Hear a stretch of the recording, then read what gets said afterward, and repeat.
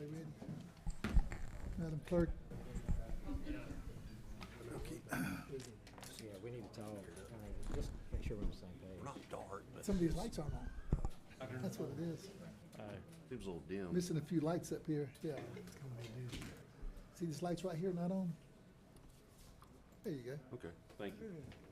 Let there be light. I don't like that.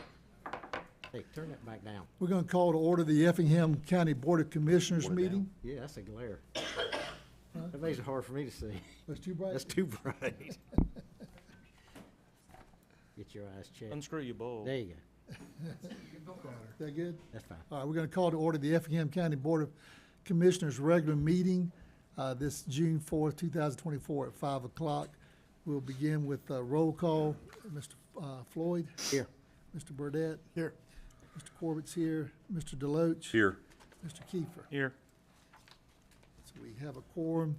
I'm asking everyone if you'd please rise for the invocation, remain standing for the Pledge of Allegiance to the flag.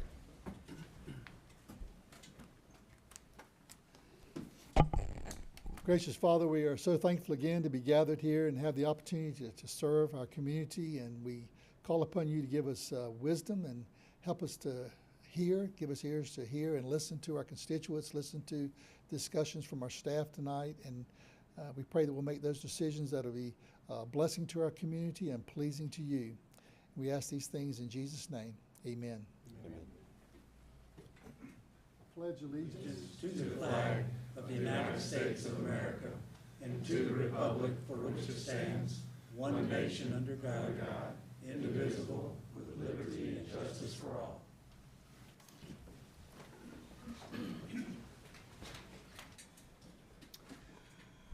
The next item is for the approval of our agenda. Are there any corrections or additions to our agenda tonight? None that I'm aware of, sir. None? That might be the first time in a while. Do we have a motion to approve the agenda as presented? So moved. Second. Motion, Mr. Kiefer, second Mr. Burdette to approve the agenda as presented. All in favor say aye. Aye. Any opposed, no. Hearing no nos, we have our agenda. We have the minutes for the May 21st, 2024 work session and regular meeting minutes.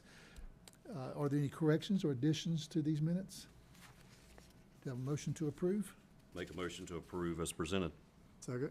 Motion by Mr. Deloach, second by Mr. Burdette to approve the minutes as presented. All in favor say aye. Aye. Any opposed, no. Hearing no nos, the minutes pass unanimously. I want to welcome all of the constituents and anyone else tonight who's here for this meeting. Appreciate you coming. Should you wish to make remarks regarding an agenda item, please step up to the mic, state your name clearly in the microphone, and then keep your comments to 2 or 3 minutes if you can, so that everyone who would like to share regarding that agenda item will have an opportunity to do so. The documents for this meeting are located in the clerk's office and on the Board of Commissioners website. And so hopefully you've had a chance to review that and are ready to participate at the appropriate time. And before we get started into our consent agenda tonight, I just want to recognize, and I think the board together want to recognize the achievements of our staff when they go above and beyond. They're constantly, many of them looking to provide excellence in their position, excellence in their education and understanding. And we have a clerk that is second to none across the state of Georgia. If anybody's ever dealt with Miss Stephanie Johnson, you know that to be true. She is high quality and constantly seeking to improve her skills as the clerk of the county, and keeps us in line and keeps us organized and straight. And recently, I understand it, and so I wanted to make the presentation, ask her to bring her diploma. She has graduated from the University of Georgia Carl Vinson Institute of Government in partnership with the National Certificate of Public Managers Consortium. She has reached the designation of Certified Public Manager. And this is a more than 300 hours worth of study and education, continued education to reach this mile marker. It also gives her credit toward a master's in public administration if she goes on to pursue that, which wouldn't surprise me at all if she did that. This program is extensive. It has 3 areas that it highlights: self-awareness. How does one, knowing themselves and their gifts and their talents, how does that affect their leadership and management? Collaboration, how does collaboration enhance leadership and management as you learn to manage and work with others? That's key to being a good manager in your position. And third, process improvement. How does improving processes and performance measures influence leadership? So you're always looking to be able to measure. You know, it's one thing to set goals, but can you measure how you get there? These are all the things that were contained in this study that she went through. What's interesting, while she was doing this study, her classmates put together a service project called the Service Learning Program, which I think is called the Generational Bridges Program, that was piloted in Effingham County, where high school seniors are working with seniors within our community. And she was part of that program with that leadership to put that together, piloted in our county. So some good things already came out of her continued education for our county. But I want you to appreciate her tonight and give her a round of applause for this diploma. And I'm going to ask the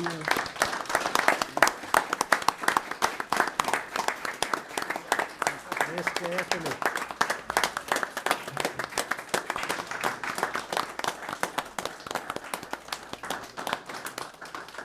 you have quality, you need to appreciate it. I'm going to ask the board, I'd like to get a picture for the paper. I probably shouldn't have wore tennis shoes tonight, because I wasn't going to have to do it. But if y'all can come around and we'll get a quick picture with her and this for the paper to show the excellence.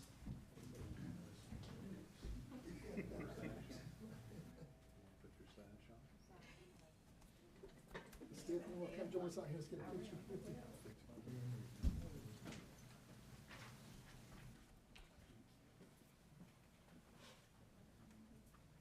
Some of you can't picture with us, some of them do not. I'm gonna let you do that. I'm gonna let this go. Got Mark around, you better be. Let you hold this. County attorney says I should wear If I was honored enough to get one, I never did get one in school. I got to thank the Lord. I tell you what, Get over here. So get y'all while we're in there. All right, everybody, big smile.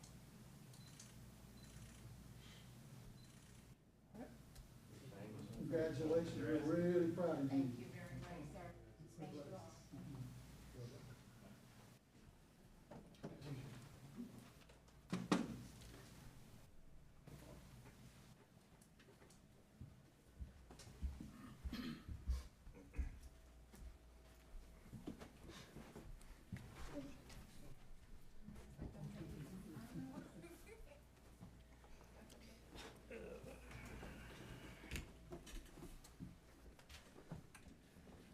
So once again, Stephanie, we are very proud of you. Appreciate your continued efforts.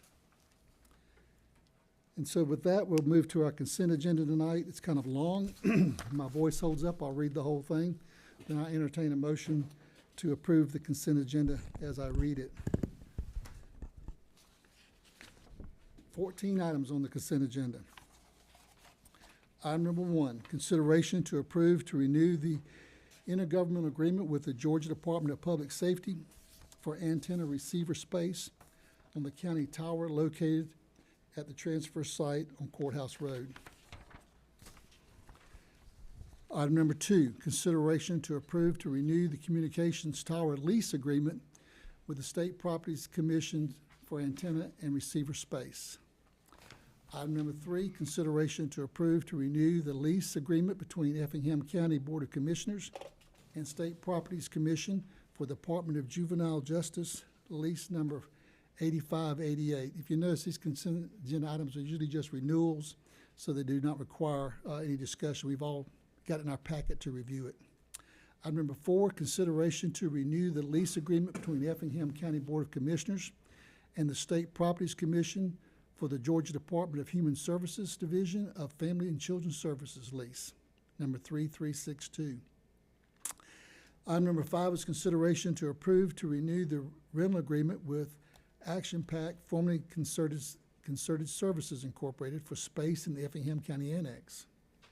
Item number 6, consideration to approve to ratify and affirm the submission of a grant application to FEMA for the Building Resilient Infrastructure and Communities Grant. Item number 7, Consideration to approve to ratify and affirm the submission of a grant application for FEMA for the staffing for adequate fire and emergency response grant. Item number 8, consideration to approve to ratify and affirm the fiscal year 2025 Community Development Services request form to the office of Senator Warnock. Item number 9, consideration to approve to ratify and affirm the submission of project funding request forms to the office of Representative Earl Buddy Carter. Item number 10, consideration to approve, to ratify, and affirm a memorandum of understanding with GEMA. Item number 11, consideration to approve, to renew the Accountability Court Agreement, Mental Health and Drug Court. Item number 12, consideration to approve the SAFE Affidavit Anticipated Collection Addendum Form from non-federal sources. And item number 13, consideration to approve to renew an agreement with Allbeck Group LLC for professional consulting services for program management. And item number 14, the last item on the consent agenda, consideration to approve to ratify and affirm a standard dish machine rental agreement with Ecolab Incorporated for the Effingham County Prison. That is our consent agenda. Is there a motion to approve as read? I'll make a motion to approve as presented. Second. Motion, Mr. Deloach, second, Mr. Kiefer, to approve the consent agenda as I just read it and as presented in your package. All in favor say aye. Aye. Any opposed, no. Hearing no nos, all items on the consent agenda are approved. We'll move to our unfinished business. Item number 1 under unfinished business is consideration to approve the second reading of an ordinance to amend Part 2, Official Code, Chapter 14, Article 2, Construction Codes of the Effingham County Code of Ordinances. This is the second reading, so do I have a motion to approve the second reading? So moved. Second. Motion by Mr. Kiefer, second Mr. Burdette, to approve the second reading. All in favor say aye. Aye. Any opposed, no. Hearing no nos, it passes unanimously. We had our discussion at the first reading, so if there's no additional discussion, we're just approving the second reading. Item number 2, consideration to approve renewing the contract for inmate commissary services at Effingham County Prison with McDaniel Supply Company. This was postponed from May 21st, 2024, and I appreciate financial staff getting back with my questions on that the commissary money went down, but the telecom went up because they can use their money for either, and overall the revenues are up, so there's nothing suspicious going on there. So my questions are answered, and if yours are answered, is there a motion to approve? So moved. Second. Motion, Mr. Deloach, second by Mr. Floyd. All in favor say aye. Aye. Aye. Any opposed, no. Hearing no nos, it passes unanimously. Thank you. Item number 3, consideration to approve the second reading of an ordinance to amend Part 2, Official Code, Chapter 58, for roads, Article 2, county addressing systems of the Effingham County Code of Ordinances. First reading was approved 5/21/24. I'll make a motion to approve. Second. Motion by Mr. Deloach, second Mr. Burdette, to approve the second reading. All in favor say aye. Aye. Any opposed, no. Hearing no nos, it passes unanimously. Item number 4, consideration to approve the second reading of a request by Ryan Porthras as agent for Andy Zoller for a conditional use located at 1654 Stillwell Clyde Road to allow for an addition of an abattoir to produce butcher shop in AR1, map number 425, parcel number 2 in the 3rd district. This was postponed from May 21st, 2024. If you recall, we expanded the condition to allow the hours to go to 8 o'clock, I believe, or 7 o'clock, 8 to 7 versus 8 Just to in the 5. retail side, I think, was. Yeah, just where- on the retail side. Just on the retail side. 8 a.m. to 7 p.m., Monday through Saturday. Right, on the retail side. That was the condition that why we couldn't do the second reading. So now do we have a motion for the second reading? I'll make a motion to approve the second reading with staff and planning board recommendations and the additional condition of the retail shop running hours from 8 a.m. to 7 p.m. Monday through Saturday. Second. Got a motion, Mr. Deloach, second by Mr. Kiefer. All in favor say aye. Aye. Any opposed, no. Hearing no nos, it passes unanimously. Mr. Chairman, I need to recuse myself for this one. Mr. Chairman, I'll make a comment. The last meeting, I needed to recuse myself. I thought there may be a conflict of interest. I was loan officer on a loan for Commissioner Burdette, and I've since removed myself from that account, so I have no conflict of interest at this point. Very good. So the item that Mr. Burdette has recused himself from, and you might want to go ahead and sit that out here. You should leave the bench. You can speak as a constituent, just not as a commissioner now. Item number 5, the planning board is recommending approving an application by D. Moncrief as agent for Sovereign Resources LLC for a variance from ordinance section 5.1.4 to allow for the reduction of the required buffer setbacks, building setbacks, located at 105 Parkway Drive, zone I-1, map number 466C, parcel 1CO2 in the 5th district. Good evening, Chelsea Fernald, Senior Planner. So the applicant is requesting the variance from section 5.1.4, which is the reduction in building setbacks. This variance will allow the owner to avoid the utility easement on the current parcel. The proposed setback for the building will be 5 feet from the boundary lines. Staff and Planning Board recommend alternative number 1. And that's the hardship is the utility easement that, Yes, sir. okay.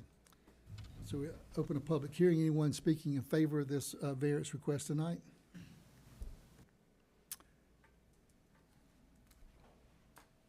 Hi. No? I'm here to answer any questions. All right. We'll see if there's any questions to be asked. Anyone else speaking tonight in favor or against this variance request tonight? Seeing no one coming forward, I'll close the public hearing and see if there's any questions of the board or entertain a motion. I don't have any questions, anybody? I went and looked, this is in the heart of a industrial park, Yes. smack in the middle, I'm familiar with it. I think this, Utility easement creates the hardship that you have Yeah. to have a variance anyway, so it's not going to impact anybody negatively. Yes, sir. Did you make a any more? motion? I make a motion to approve with planning board and staff recommendations. I'll second. Motion by Mr. Kiefer, second by Mr. Deloach. All in favor say aye. Aye. Any opposed, no. Hearing no nos, it passes unanimously. Thank you. Thank you, Monteith. So we can do the second reading, consideration to approve the second reading of an application by D. Moncrief as agent for Sovereign Resources LLC for a variance from ordinance section 5.1.4 to allow for the reduction of the required building setbacks located at 105 Parkway Drive, zone I-1, map number 466C, parcel number 1CO2 in the 5th district. Motion to approve the second reading? Move to approve the second reading as presented. Second. Motion by Mr. Kiefer, second Mr. Floyd to approve the second reading. All in favor say aye. Aye. Any opposed, no. Hearing no nos, it passes unanimously. Item number 7 under unfinished business, staff recommends approval of an application by Ryan Porthras for a sketch plan located on Stillwell Clio Road for Southeast Packers Abattoir, zone AR1, map number 425, parcel number 2C in the 3rd district. This is postponed from 5/21/24. Yes, sir. We have previously seen the sketch plan during the conditional use. The access will be to Stillwell Clio Road. Proposed parking does meet the parking requirements of the Effingham ordinance. The sketch plan does show that the asphalt pavement for the, does meet the ordinance as well. And the buffers also meet the ordinance. Staff and planning board recommend alternative number 1. And my name is Samantha Easton, planner 2. Okay, thank you. Any question, discussion from the board? Do I have a motion for alternative 1? Make a motion for alternative 1 with staff and planning board recommendations. Second. Motion by Mr. Deloach, second by Mr. Floyd. All in favor say aye. Aye. Any opposed, no. Hearing no nos, it passes unanimously. Thank you. Thank you. We'll move to new business. First item under new business is consideration to approve to amend the zoning map amendment for the second reading of an application by Curran and Company LLC as agents for Old Pine LLC for a property consisting of 741.60 acres located on Old Augusta Road, map number 465, parcel number 6, map number 477, parcel number 15. This amendment is to clarify the location, extent of the berm along Chimney Road that was approved on 10/6/2020. Who's going to lead on that one? I'll make a comment if you want me to, or Phil, No, you and I want to. thought staff was just Okay. gonna No, go ahead. clarify. If you want to go ahead. Yeah. So several weeks ago, one of the applicants reached out to me and I guess had a concern or question the motion that was made, and back on October the 6th, 2020, I actually made the motion on this request. So I could not remember what was said, but the question that came into play was the boundary line along Chimney Road. And in that motion, we told them there had to be a berm down the property line up to the jurisdictional wetlands on that. So they wanted to clarify, and I appreciate them doing that, but they wanted to clarify, was the berm supposed to go all the way down the whole property line? So with EPD regulations, once you get to wetlands, it's very hard to get wetland mitigation credits to go through wetlands for the purpose of a berm. It's not really seen as a necessity. So we went back and clarified that was in the motion back in October of 2020. So just want to stress there is no change in anything we're doing tonight. This was strictly to clarify for the applicant that everything is the way it should be per the motion, and we just looked through it and verified that for them, and we're moving forward. That's a correct statement, yes. Right. And I will add that the wetlands are a state issue, not a county issue, so we don't even have control over that part of it. So there's nothing to really amend, is there? Not really. I think it's So- clarification. No, there's nothing being changed at So we all. don't need to do it. Yeah. It said a second reading, but we're not really doing a second reading of anything, are we? No, Okay. I don't really think there's any action. You need I really action don't for- think there's any action for us to take. They just wanted us to verify that Discussion. they weren't doing anything wrong. Yeah, we just want to make sure that that berm does not encroach into the wetlands. And so they're just specifically, saying that. Okay. Are you requiring any action us tonight, Steve? It says second reading. I'd leave that up to the attorney and the clerk there. Mr. Lee, do we need to take any kind of vote on the second reading here tonight, since we're just clarifying? Yeah, I would just take a vote just to clarify what Mr. Deloach said. I mean, it's not going to hurt, and It says a second reading. What is that? It's just a zoning map amendment. So typically, your first reading is your discussion, that's your public Right. hearing. Your second reading is just validating what was done from the first. So this is just a measure of clarification for what was done back in 2020. So we are approving a second reading, or just approving the clarification that was just espoused? Let's say the clarification. Huh? Let's say the clarification. Yeah. Okay. So if I make a motion to clarify the second reading from October the 6th, 2020, that will be sufficient? That will suffice. Basically, you Okay. just need a record. Okay. that- Do you make a that motion way. to, that we have clarified the second reading of October 6, 2020? Okay, I make a motion that we have clarified the item on the northern berm on the Chimney Road side of the property, that the berm will stop at the jurisdictional wetlands. And this is to clarify the second reading from October the 6th, 2020. Excellent. Have a motion, have a second? Second. Motion, Mr. Deloach, second, Mr. Floyd. All in favor say aye. Aye. Any opposed, no.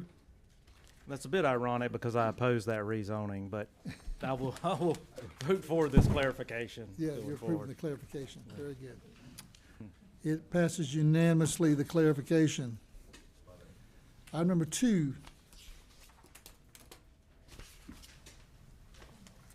Item number 2, in new business, consideration to approve the first reading of the fiscal year 2024 2024-2025 budget. Mr. Barnes, you want to take us through a budget for our public? Okay, there we go. Good afternoon, Mark Barnes, Finance Director. Tonight is the first reading of the draft fiscal year 2025 budget, and this is just a presentation and a discussion. So this is not the budget adoption, which we anticipate will be at the next meeting. You should have a copy of the budget in the agenda packet in those documents, and with that, we're just gonna run right into some of the highlights from the budget book. So this is some of the financial context that the budget was constructed around this year. The preliminary digest shows growth continuing, albeit a little bit slower than in prior years. This year, roughly equal amounts of the digest growth are coming from the reevaluation of existing homes, and the other half coming from a new construction. We do expect in the coming year, sales tax revenues will be relatively flat compared to fiscal year 2024. And in fiscal year 2024 and the prior years, we had several years of really strong growth there, and we do see that leveling off a little bit. It is worth noting that the vehicle title ad valorem tax, which is similar to a sales tax, it's approximately a 7% sales tax on the title. We haven't really seen that slow down like we've seen regular sales tax. So that's kind of been contributing to some of the growth in the general fund. Like in the prior year, we do have major state grants supporting capital projects, and those are mostly going to be in the water and sewer infrastructure, with the treatment plant being the biggest one there. With inflation, it does seem to be slowing down, as y'all have no doubt heard in the news. But it is still an ongoing concern. The supply chain issues that we had seen in recent years have kind of eased up a little bit, but we do still see delays in emergency vehicles like ambulances and fire trucks, but we do anticipate getting multiple ambulances coming in this next fiscal year. Jumping into the general fund. So the general fund is the main source of day-to-day service delivery for the county, and the sheriff's office, EMS, the courts, elections, and all these other primary departments are funded by the general fund. This year, the draft budget has an overall increase of approximately $3.8 million, or 7.9%. General fund capital projects did go down slightly this year, while some other categories increased, the big one being a $1.6 million operating transfer towards the other funds, the capital projects funds, for some of the capital projects going on. That 1.6 is a transfer, but it's ultimately going to be going towards capital projects. The remaining increase is about 4.6% in the general fund, outside of that new transfer, which is roughly in line with the inflation we've been seeing for the past year and a half or so. The general fund budget is balanced by using a proposed $1.4 million of fund balance, which covers the majority of that operating transfer to the capital projects fund. Of course, the bulk of the general fund revenues are coming from the property taxes, and we're going to kind of cover those a little bit here. So here we see the fiscal year 2024 millage rates for the unincorporated on the left-hand side, and on the right-hand side we see proposed fiscal year 2025. This budget is built around a full rollback of the county M&O rate, which you see up top there. And that represents a pretty significant decrease in the overall rate. And you can see that down there in the total section, nearly $500,000. And on this next slide here, we see, looking specifically at that county M&O rate, which is the main county rate on your tax bill. We kind of compare that M&O rate from Effingham County to some of the other counties in the coastal area.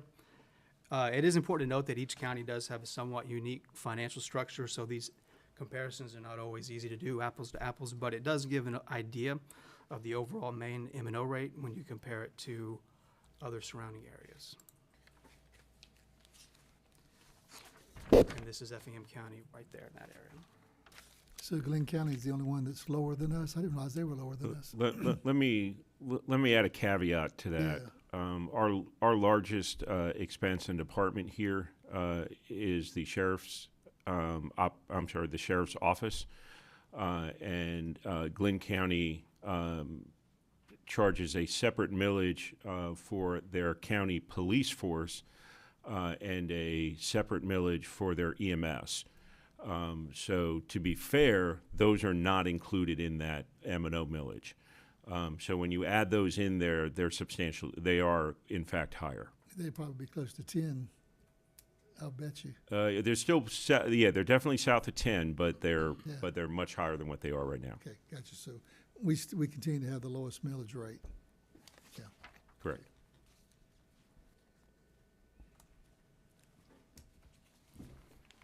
Okay, on the operating changes, this is a slide shows some of the general fund personnel changes. So there is a proposed 4% COLA in the budget and a 2% merit. The merit is going to be allocated at the discretion of the elected officials and department heads, in line with the same rules that have been in place in prior years with the merit increases. While there were some mid-year changes in the general fund listed up there in the middle section, there's only a few brand-new recommendations in the fiscal year 2025 budget. The general fund overall is proposed to net about 4 more full-time equivalent positions, including 2 new paramedics for a 12-hour truck that they're going to be running, and there's 3 investigators that were added in the middle of the year. These changes will bring the general fund FTEs from about 398 to about 402. And the FTEs, by the way, are the full-time equivalent units, so 1 FTE is 1 full-time person. This next slide is an overview of all of the individual departments and elected official offices within the general fund. It shows the fiscal year 2024 adopted budget and the fiscal year 2025 proposed budget and the changes. Some of the decreases that you'll see here are due to capital projects that existed in the previous year, such as in Department 7, which had a major audio and video upgrade for the judicial complex last year. And that project's completed, so you'll see what looks to be a decrease. Some of the decreases are caused by restructuring of some county departments, like we saw with probation during fiscal year 24. We also implemented a better method of budgeting for health insurance costs and vacant positions this year, and that's kind of helped sharpen our budget numbers up and bring them more in line with our actual experience. And in some cases, that's enough to cause a slight decline in the bottom line for a department, particularly if they carry a number of vacancies for a good part of the year. By looking at some other individual departments, we do see a large change in facilities maintenance over there at Department 21. Some of that is because of some capital projects that they have going on this year. The other big change here is the operating transfer that we mentioned previously. In Department 51, other agencies, we do have a $1.6 million permanent transfer that's going to be going towards capital projects in the SPLOST fund, and that is a big chunk of the change here. Without that $1.6 million transfer that's new this year, the overall increase to the general fund would be about 4.6%.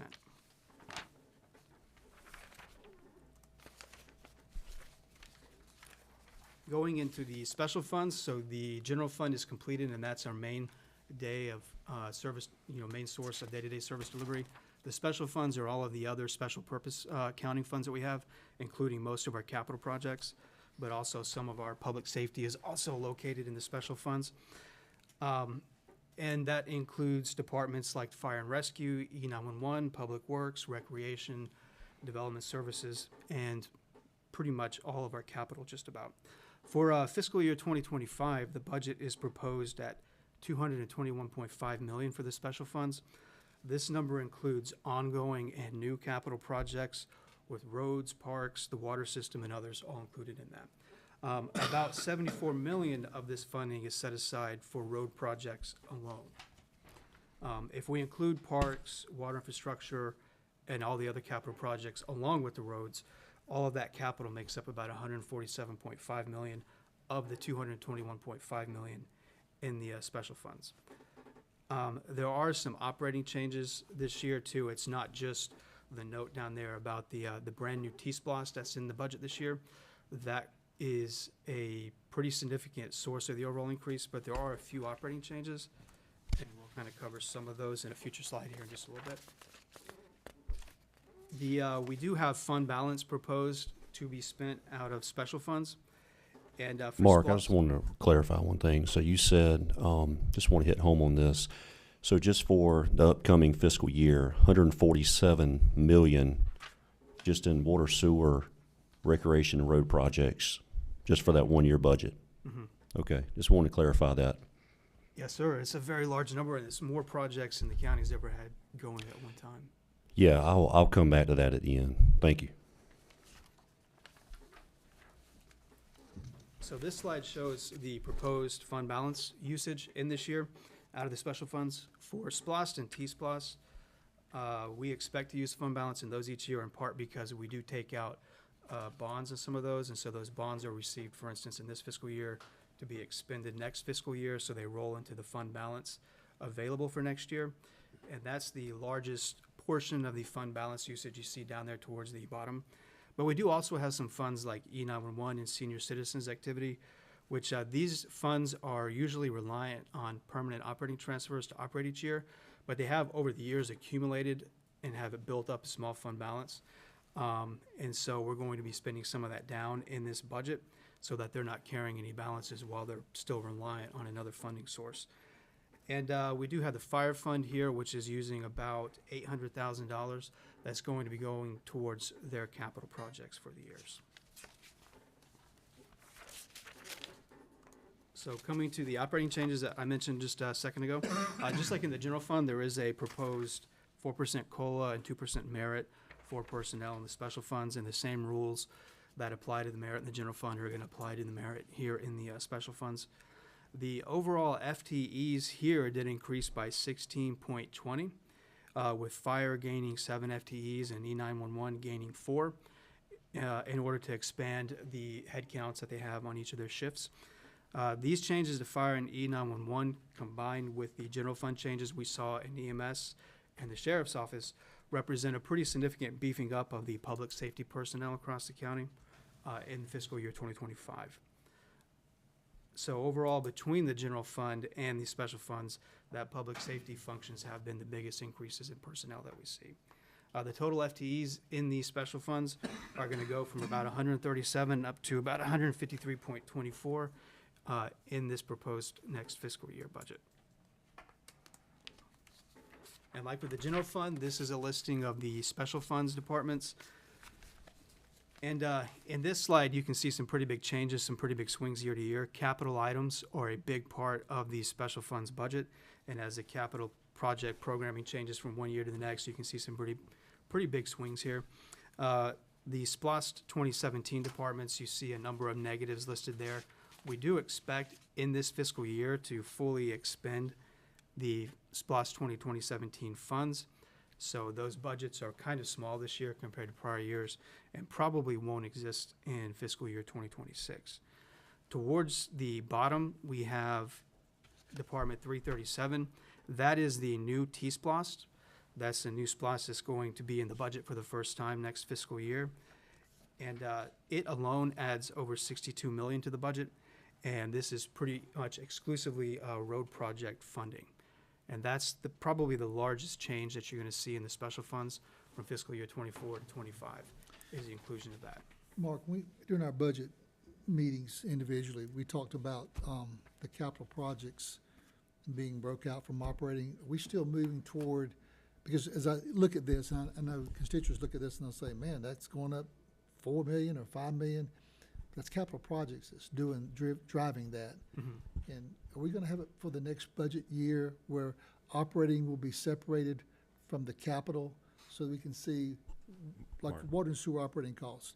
It didn't go up $4.4 million. We didn't increase the staff. We're not buying more water. And, Yeah. you know, so operating, it didn't go up that much, maybe 6, 7, 8%. But we need to have that capital.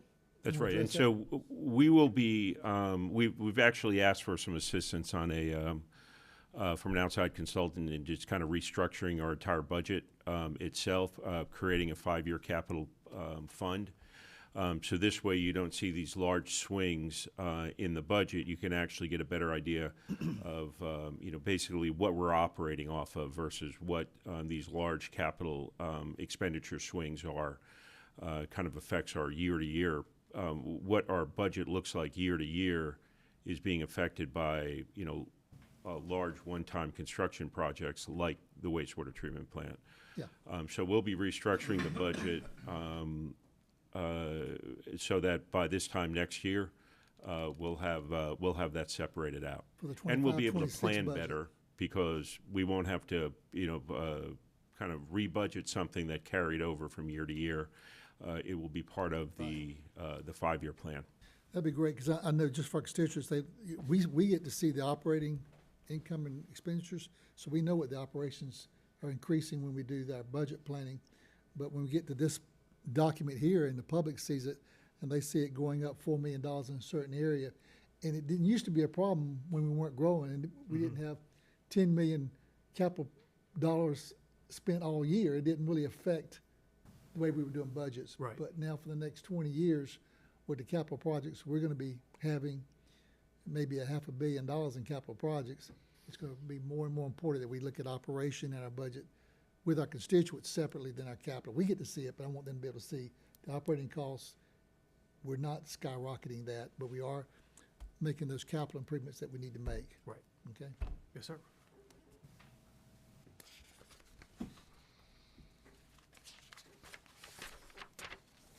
This slide here is general fund and special funds. It's just all funds capital. So overall, there was and this is on page 12 in the budget, the schedule of all the capital projects. But there was 153 million was requested with 150 million proposed here. And that includes existing projects that are currently underway, water projects, T-SPOS projects, road projects, fire stations, all of those items that are currently in the works, and new ones that are going to be started in fiscal year 25. And like we mentioned earlier, this budget funds $74 million worth of road projects, with the bulk of that coming from the new T-SPOS road project list that was recently approved. There are several major water infrastructure projects underway or soon to start, and they are listed up here in the slide. And significant funding has been dedicated to parks across the county. I did want to mention that separately. That totals about $12 million in fiscal year 2025. As mentioned earlier in this presentation, we plan to finish expending SPLOST 2017 funds this year, and the bulk of T-SPLOST 2023 expenditures are funded from the recent bond issuance. For a detailed list of every capital project, like I said on page 12, it goes through and breaks all of those out individually.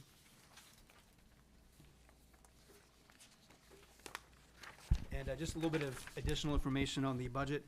The agency budgets are included here. This is such as Live Oak Libraries, District Attorney's Office, and those items, they are in here. And just a reminder, the millage is set at a later date after budget adoption. This draft uses a preliminary rollback M&O rate, and as the digest, this is based on a preliminary digest, and as they refine that down over the next few weeks, that proposed rollback rate will shift a little bit. But we don't anticipate it shifting by too much by this point here. And another note, the schedule of fees is going to be brought before the board at a future meeting where we're going to be looking at all the fees schedules, fire, sanitation, all these items, and bringing that up for the board's approval. And the current plan is Remind me, during the revenue budget we did individual with you, are some of those projected fee increases in the budget revenues, or that the ones that are generally driven by volume are, because we use projections to. volumes in there, but not the fee increases yet? Right, So exactly. there may be some additional revenues and some amendments if we need to down the road.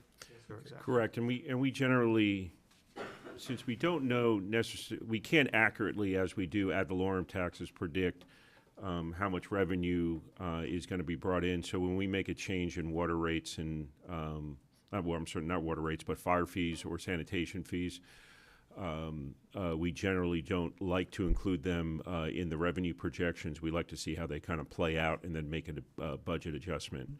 And that's one to reason account why I for guess we use some of our fund balance in the fire, fund balance and these other. That's right. Because right now, we're not projecting those rates going up at this point, but they may. Correct. Which would decrease the amount of fund balance we're using in those special service districts. Right. That's right. Okay, and currently the plan is to have the second reading and budget adoption on the June 18th meeting, if everything goes well. And if there are any questions or comments. Well, one quick comment, and I think Tim's got some comments. I appreciate the board again with the increase in the digest for constituents. You know that we get increase in our digest through reappraisal of properties as value goes up of property, and then new construction. And then what we're doing again this year by the boards, I think individually discussing, talking about trying to keep those who own property like myself and many of you who are homesteaded, if our property values go up, we're going to roll that back by the by the increase in the appraised value for current property owners, which is, I want to say about 0.45, almost a half a mil Almost again. half, yes. So we continue to roll back the millage and trying to help our constituents who own property now and have the increase come from new construction more than it does from our current constituents. You want to add to that, anything else you Yeah, want I to say? just wanted to kind of bring up some challenges that we see and some things as we move into the future that we want to keep a look at. You did mention, yes, we are doing a 4.14 rollback, and that equates to a little over 7%. And so, folks will say, well, you're just crediting back the amount that my home has taxable value has increased by. But keep in mind, we have a floating exemption here that prevents your value of your home from going up any more than 3%. And so, as I mentioned, this is 7%. So if you're a primary residence, you have that exemption in place. You will be seeing a reduction in your in the amount that you pay in your M&O millage because it's double what the exemption is. And so when you take over the last 3 years, the total amount of millage that's been rolled back by the board, it's a little over 2 mils, and that equates to a 27% reduction. But some of the things that we've started to notice this year, Mark briefly mentioned it, is you're starting to see the growth rate slow down a little bit. Actually, it was considerable, the amount that it slowed down. But then again, those were basically off, near record rate of digest growth. And so it's starting to tamper down, mostly because of slower industrial growth, which we had anticipated. And so the other thing that was interesting was what he mentioned about the sales tax revenue. Sales tax revenue has been increasing year over year, essentially since I've been here for 5 years. We're predicting it basically flat for the year. And so we're starting to see, as many of the economists are seeing, people are slowing down on a lot of the discretionary spending. And so we're, even though we've had both of those factors that we have to take in consideration with the budget, we felt very comfortable in still rolling back the millage for the year. And we also anticipate permitting revenue to decline, again, related to industrial starts. So we're planning appropriately for that with regards to how we're setting ourselves up for positions. And you can kind of see, even though we are seeing substantial growth in population, we've really concentrated our increase in employee growth primarily in public safety. And so out of, when you take the special funds and the general fund new positions, it's about 20 total new positions. Out of that, 16 of them are related to public safety. So I think we put our priorities in the right place. And while the budget may have, general fund budget may have gone up 7.8%, you got to keep in mind that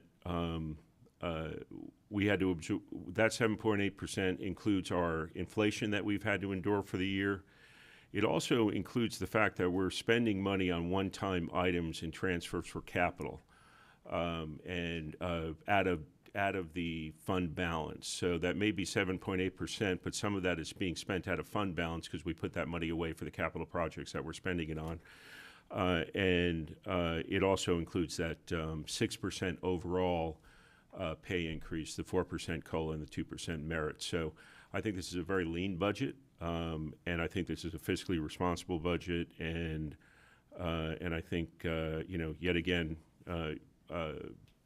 at the board's basic insistence, we've managed to accomplish the rollback and really not have to hold back on providing the level of service that we need to provide.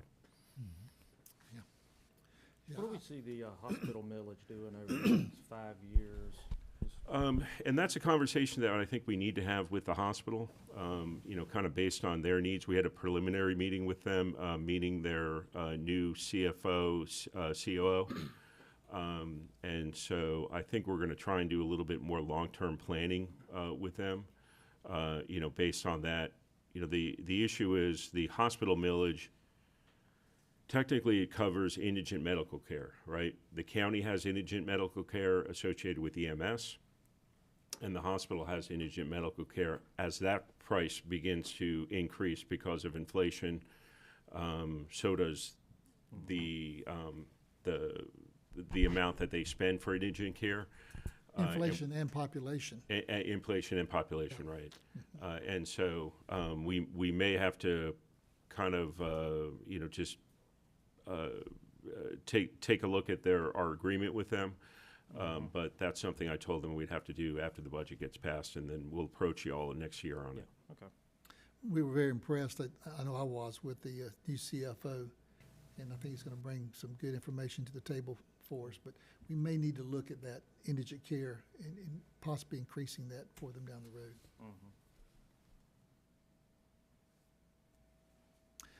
Is there any questions from anyone in the audience related to the budget? We'll have it posted online, I'm sure, if it's not already. And if you want to look at it and have questions when we come back for the second reading or second hearing. Anything else from the board? Yeah, Mr. Chairman, just wanted to make a few comments. So just, number one, as Mark said earlier, even though we are a government entity, we are not immune to inflation. So we're dealing with the same thing everybody else is. So one of the larger line items with our increase this year, I mean, inflation definitely is affecting that. I think our staff has done a great job in the last 2 years, and definitely the past 12 months. We've had a number of capital projects that's had to be rebid multiple times. So thank you to the staff for doing that. I know that was a lot of extra work, but I think in the long run that helps save constituents a lot of money. Want to go back to the $147 million figure for capital projects in 2025. Now, this covers water, sewer, recreation, and roads. And also just want to say thank you to everyone that voted for the single county T-SPLOST. Thank you for the folks that voted for SPLOST. And want to say thank you to Governor Kemp for a very large water sewer grant that we received. We've received, I think over the last several years, I think right at about $54 million on some federal grants and state grants. So I'll reiterate something I said before. At one of our town hall meetings that we had, Tim gave an overview of all the capital projects. And the constituents said, well, hey, that's great. Y'all should have done this 10 years ago. Well, we could not have raised the county millage rate high enough to come through with $200+ million of projects. So now with grants, single county T-SPLOST and SPLOST, that has made a huge difference for what we can and can't do. So timing's everything. 10 years ago, it was not the time to do that. But now we have other revenue, I say revenue, I don't know, in government that may not be the right term to use, but we have additional fund options now on projects that helps us out. $12 million this going in this fiscal year for towards parks.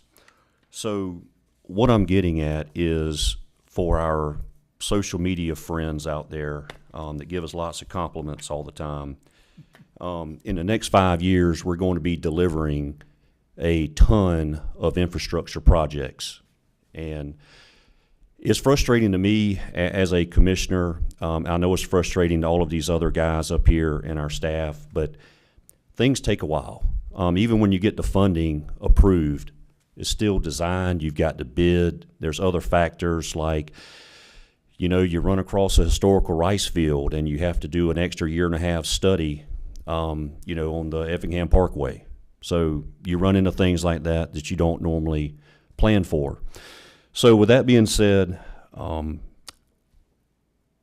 think we're headed in a good direction. We definitely have funding options now for the needed infrastructure, and I guess just be patient with us coming up here soon, because there's going to be a lot of construction going on, and that's just something that we'll have to deal with. But I'm confident that a lot of these projects are going to help alleviate some of the issues. I understand everything we have planned is not going to take care of everything, but it's a process, and I just think we're headed in the right direction. It was well said. And I won't say anything else. Second on that? Motion to approve that statement? No. Yeah, I think it's well said. A lot of planning and strategizing and background work has gone into this budget, and, well said. You saw $150-something million in projects. And I can remember years ago when I, as a CPA, doing the audit of the county, and had a budget of $12 million, total budget. You know, I do want to stress for people to understand just how much work it takes to put these projects on the ground, and staff's doing a heck of a job. Yep, yep. It's a lot of work. We're trying to give them the tools they need to see the projects come to completion, but they are coming. And thank you again, like Commissioner Deloach said, for helping us fund those projects and not have to use tax dollars. And able to maintain the lowest millage rate of all the coastal region. In addition to, when we roll back the millage rates for our constituents who own homes and personal properties that's homesteaded, we are continuing to increase the millage on the industrial properties to make them pay more of their costs of the roads and so forth. So they'll be getting, they won't get that rollback that we're giving the other ones. We're trying to make sure the industry is carrying their share of the load as well. So a lot goes into this. And then again, in this budget, we're looking at housing. You know, I'll just make another comment about housing. We hear a lot of comment about we're growing too fast. The counties below us have one area that's got like 10,000 homes planned. We'll probably have about 600 homes added a year is what we're trying to provide for and go forward. We need that because just today I had a discussion with someone that a house that's about 1,200 square feet costs $300,000. 1,100 square feet. Huh? 1,100 square. And the reason housing is so expensive in Effingham, there's no inventory. So we're in this budget in development service, putting projects, water and sewer and roads, is trying to make sure we can supply enough housing that our kids, 800 kids that graduate from high school, don't have to leave or go to Pooler or go to Statesport, but they can live here where we live, where our grandkids can live. So it's trying to find that balance of getting enough housing, sustain adequate growth, to get inventory, to drive some costs down, and provide the infrastructure that does that, but not do it so fast that we lose the Effingham that we really love and appreciate. So that's a hard balance. So you continue to keep us in your thoughts as we try to work through all those hoops. And the future chairman, as he tries to work through those hoops, he's going to experience those same challenges. But anyway, any discussion from the public before we close this public hearing, and we'll have another one? Any questions about the budget? All right, see no one come forward, I'm gonna move forward to, Planning board? well, we don't have much time, so do we want to go ahead and take a 5-minute break to do our Did he planning approve board? So we don't have to approve the first reading? Yeah. Do we take action? I thought you said this was just a presentation tonight. Do we have No, to? it's first reading. First reading. Okay, all right, do you have a motion to approve the first reading? So moved. Second. Motion by Mr. Deloach, second by Mr. Burdette. All in favor say aye. Aye. Any opposed, no. Hearing no nos, it passes unanimously, first reading. We're gonna take a 5-minute break, use the restroom. We have a very short planning public hearing tonight. It shouldn't be that long. So if you're here for some of the other business, it won't be that long. We only got 7 items on the planning board, 15, maybe 20 minutes.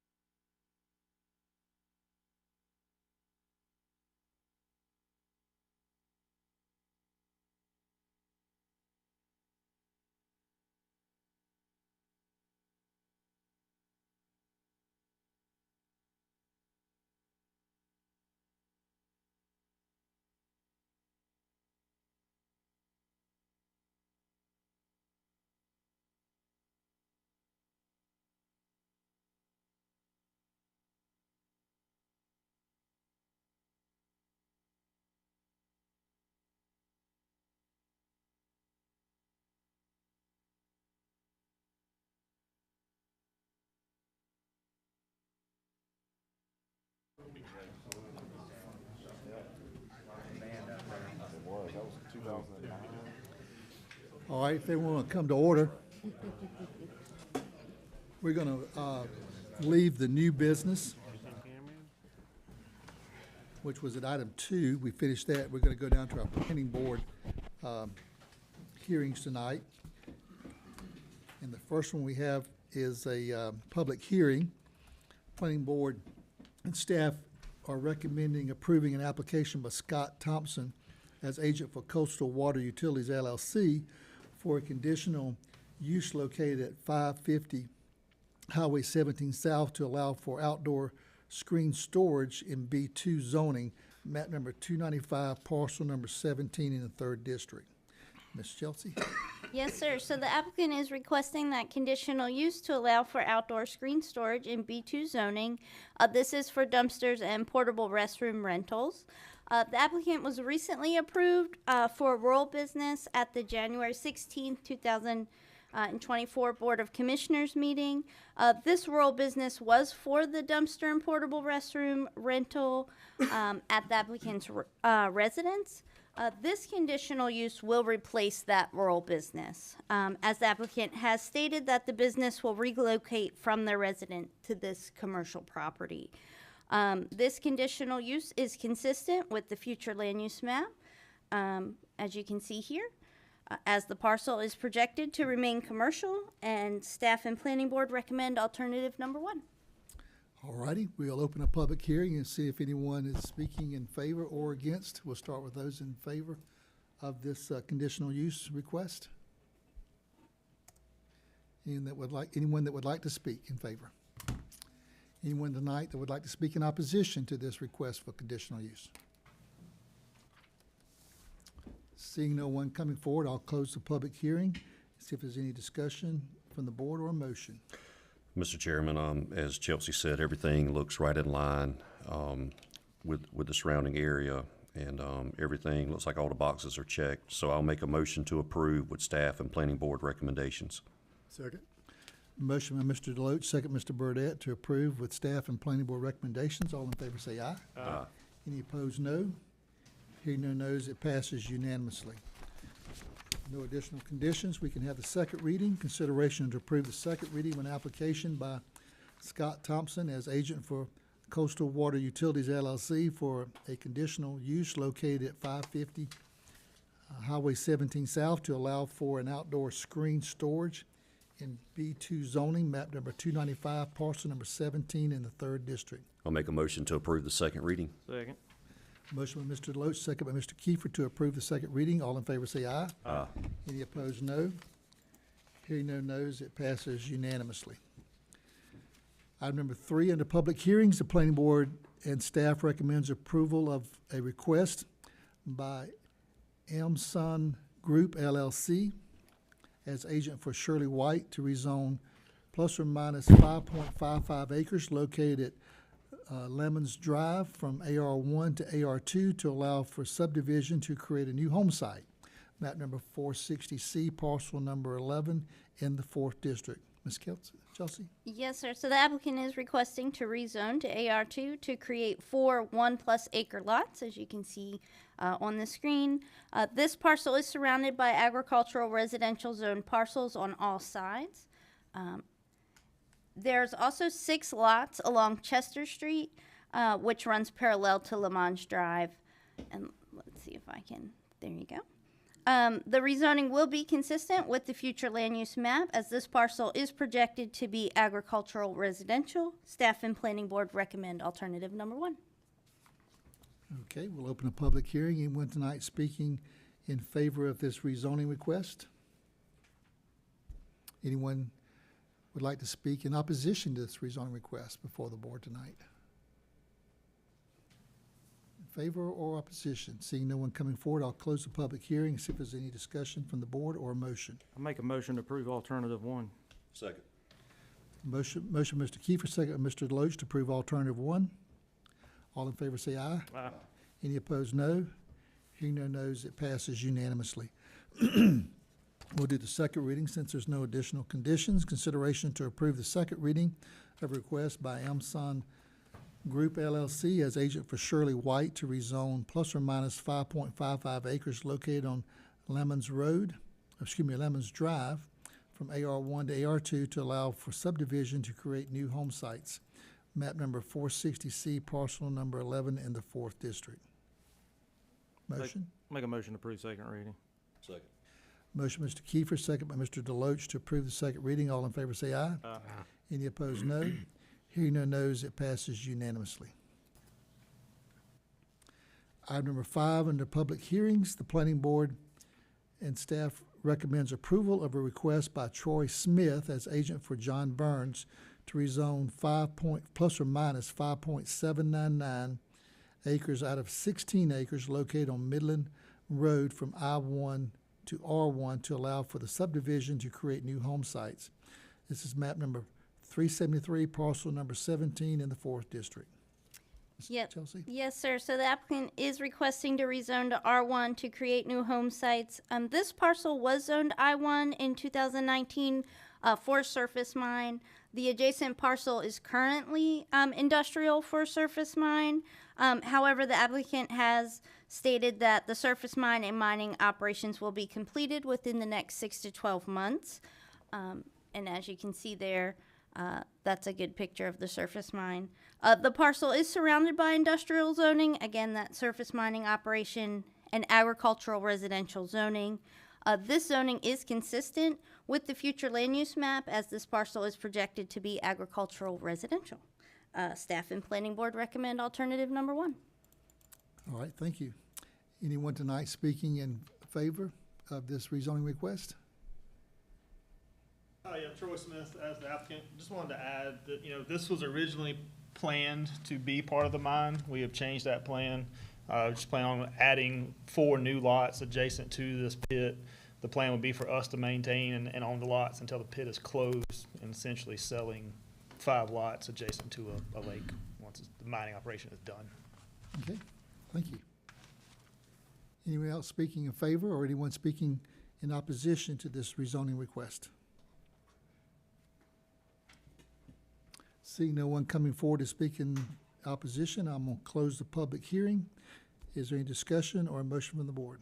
Make a motion to approve alternative 1. Second. Motion by Mr. Burdette, second by Mr. Floyd to approve alternative 1. All in favor say aye. Aye.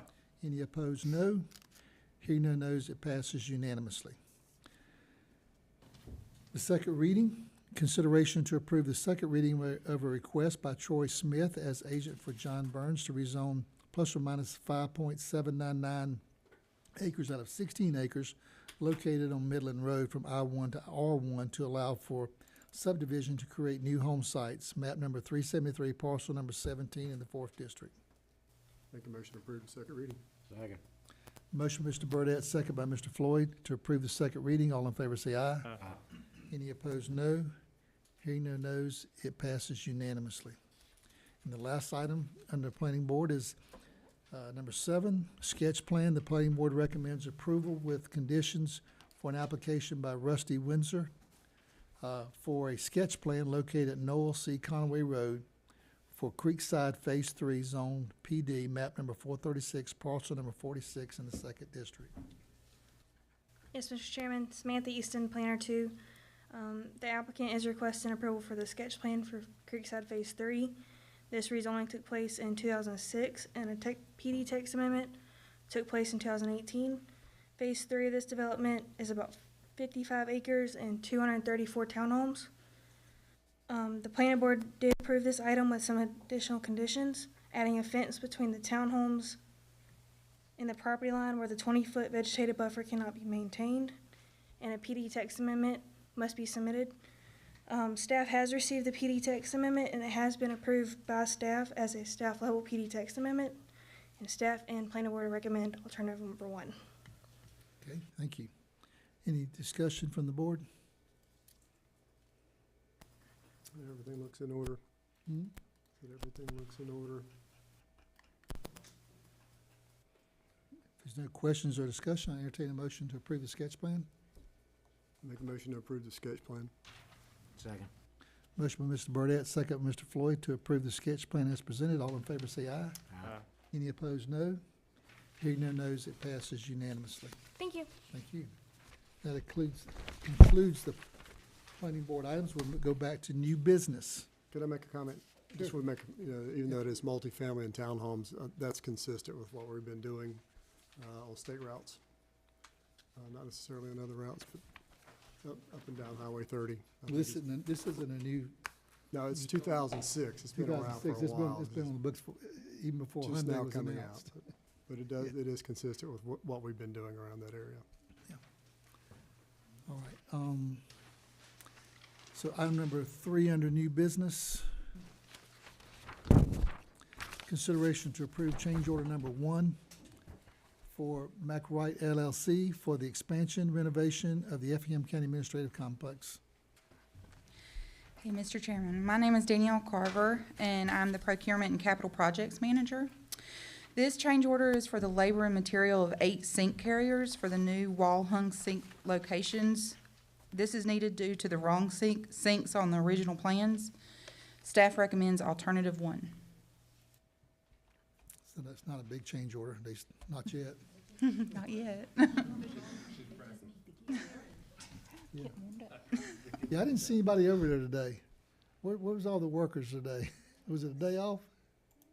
I think they were there in the morning. I'm pretty sure I saw there were some trucks out there, but they were out there they're just about done with the parking lot, thank goodness, so, Talking about right here? yeah. I right- saw the plumbers I thought were down here. there when I come in. Yeah. I stepped in there this afternoon, I didn't see anybody in Looked there. like plumbers, I don't know. There was one gentleman in Mark Lassinger's, old office up there reading blueprints. All I wanna know is they're still gonna be through by the end of August? Well, we're gonna be able to reoccupy our space by the end of August, Okay, but not the, but it won't be fully complete. that's what I meant, yeah, Yeah. that's right. Very good. And technically, this change order, if you look on your agenda, is under Allison's name, so Danielle does not get penalized for it. All right, is there a motion for alternative 1? I'll make a motion for alternative 1. Second. Motion, Mr. Deloach, second by Mr. Burdette for alternative 1. All in favor say aye. Aye. Any opposed, no. Hearing no nos, it passes unanimously. I hope we are meeting with them on a regular basis to check their progress. We are. Thank you. Thank you. Item number 4, consideration to approve a grant application for the Active Transportation Infrastructure Investment Program.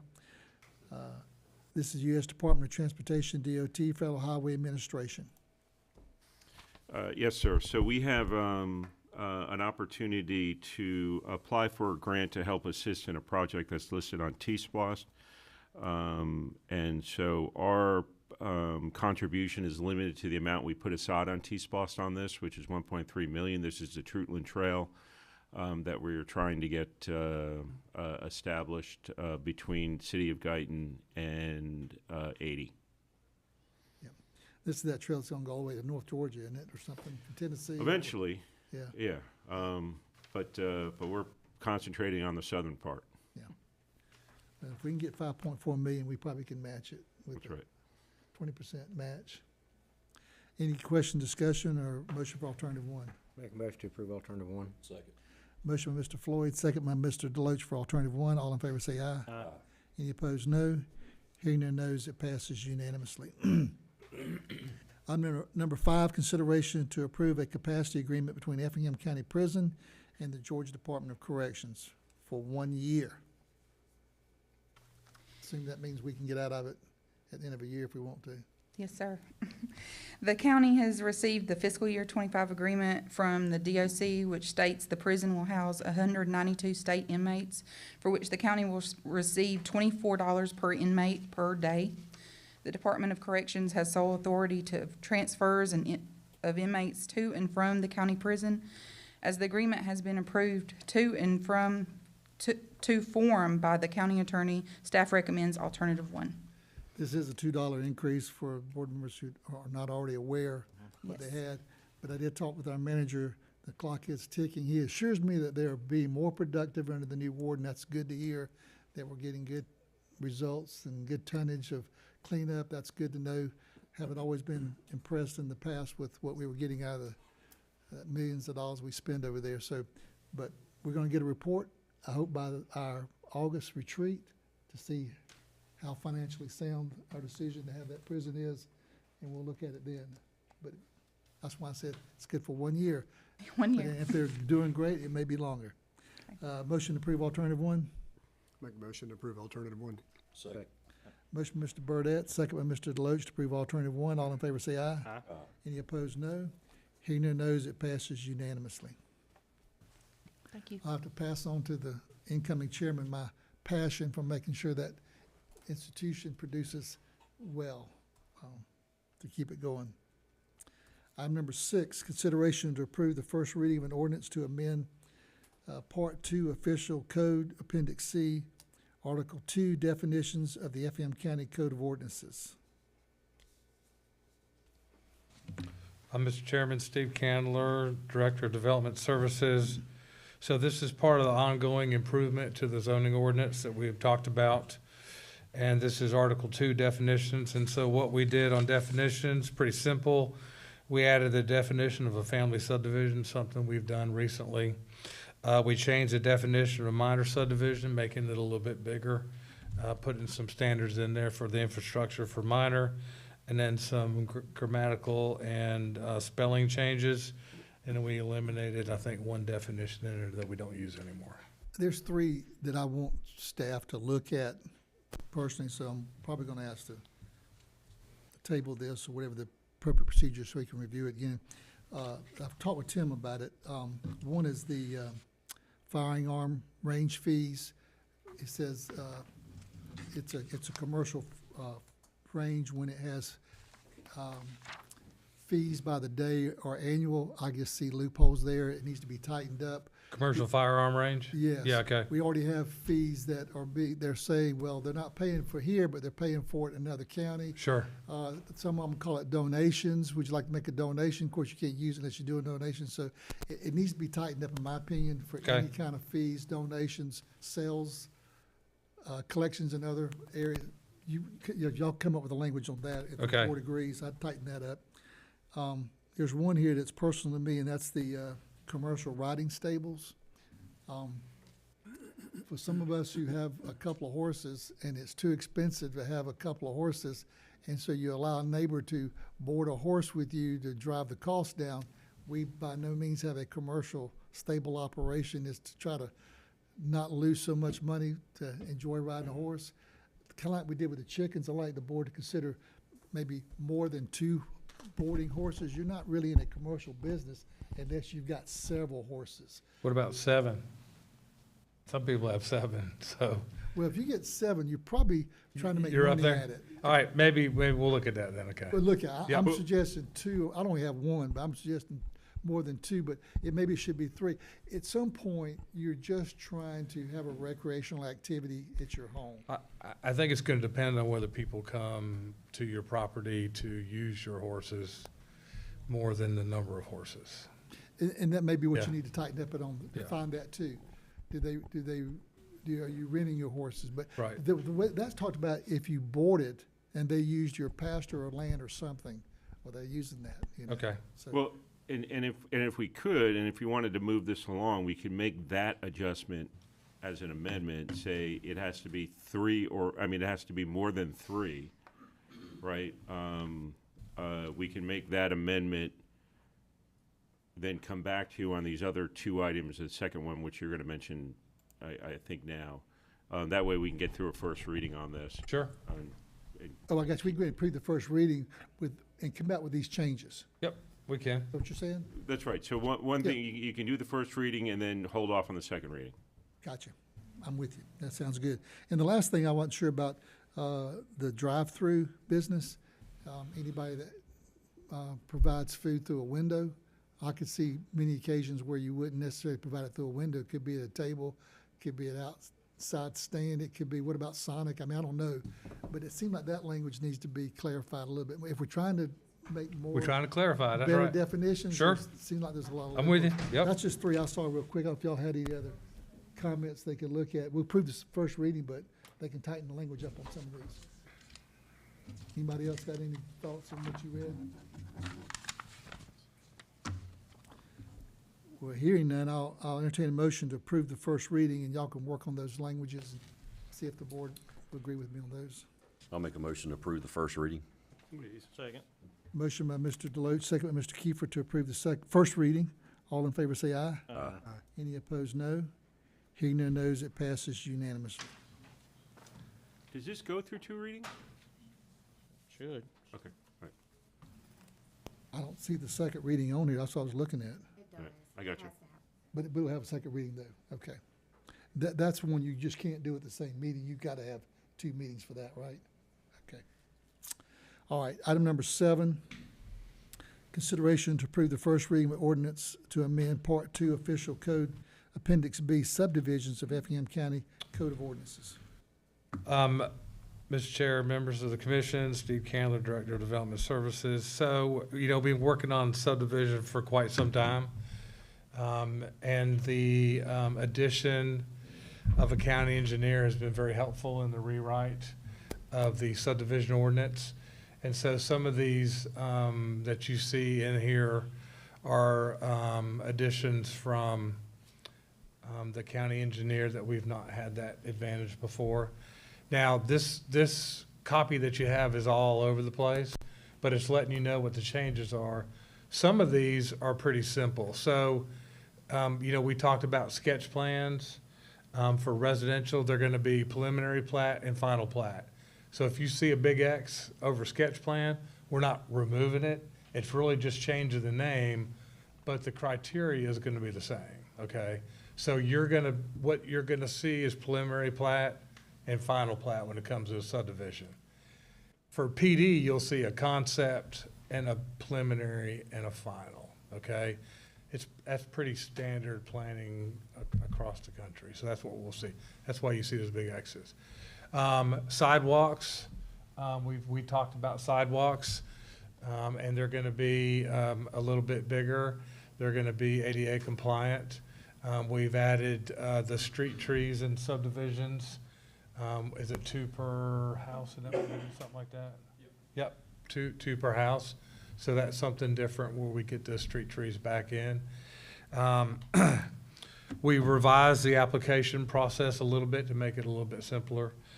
And then again, we put the definitions of the family subdivision and the minor subdivision in there. We're requiring concrete monuments to be set for final plat. That's a pretty significant change. But what that does is allow, once that final plat comes before you, they can't change the design of it because the monuments are in the ground. So it's just a little extra set of guarantee of what is brought before you that it won't change. And then we've, and the preliminary plat, process is a little bit cleaner. So like I said, we'll get a preliminary plat, go through staff, go through planning board, get to you guys, then they're gonna go out and build it. Then you'll see the final plat, and it may be different than what the preliminary plat was. We'll see when they bring it in. But there'll be inspections along the way by staff in that preliminary plat process to avoid any conflicts or surprises at the end of the process. So we're really excited. We're really excited about this subdivision ordinance. I know that it's probably gonna change in the next couple of years, but this is a really good stand that we feel good about and we can start with. Okay. Steve, did we put the wetlands in there? I haven't had a chance to go word by word, but we were gonna ask them to have that before. And flood. And flood, so And that's flood. all done. And So it's in- 2-foot contours, I think. So that's in here. Yeah, which is gonna be, that should tell us everything. Yeah, and I them would too, hope. for that matter. Yeah, They that's know- right, They know yeah. what they're dealing with. Yeah, so we're gonna require as-built at the end so they can be digitized in the GIS. That's part of the addressing too, so we're really excited it's come together and it's gonna be a good ordinance. Okay. Any questions? I'm all for simplification. Good. Definitely, I'm sure our constituents are too, definitely. yes. Any other discussion or motion to approve the first reading? I'll make a motion to approve the first reading. Second. Motion by Mr. Burdette, second Mr. Deloach to approve the first reading. All in favor say aye. Aye. Any opposed, no. Hearing no nos, it passes unanimously. The next item is a donation request, consideration to approve to reimburse county and permitting fees for 117 Cravey Lane, Rankin as a donation for the House of Katie Fund. Hey, Mr. Chairman, Josh Moody, Deputy Building Official. Alexander Holmes has teamed up with Katie's Fund to donate all the proceeds of 117 Cravey Lane. And they are requesting that the permit fees be as much as we can to help them to get reduced. For the simple, because everything that they make is going to the childhood cancer cure. And inspections has agreed to do all inspections after hours, so it doesn't cost the county any money for us to go out there and help them. Okay. As long as you want to speak to it as well? I'll just speak, yes. So, Alice Long, Lawrence Alexander Homes, thank y'all for considering this. So yes, Lawrence Alexander Homes has partnered with Katie's Fund and the Cure. We're gonna be building a home at 117 Cravey Lane. The proceeds and profit of that home, when sold, will be going directly to Katie's Fund, which benefits, I'm sure most of y'all are familiar with the Cure, and what they and what Jenny and Katie's Fund do here. So we're asking for relief from those fees, most of which are enterprise funds, so they're not really coming out of the tax digest. And the staff, Josh and staff, have been great to say that they want to, help in their part to be able to do this after hours, so that it's not even a burden on what they're doing. So we're just asking for relief from that to help, as this is a really big fund and what they do for our, for our community and for childhood cancer research. So we appreciate y'all considering that. Okay. I'll make a couple comments and see if the board wants to have some additional discussion. Appreciate staff's offering to provide the services after hours and pitch in. That speaks highly again of the quality and character of our staff, and appreciate constituents who will, donate their time to build something like this. And it is a good point that this is the special tax district where we don't use tax revenues for this particular, we use fees for this. So it would be coming from our property tax. I do appreciate that.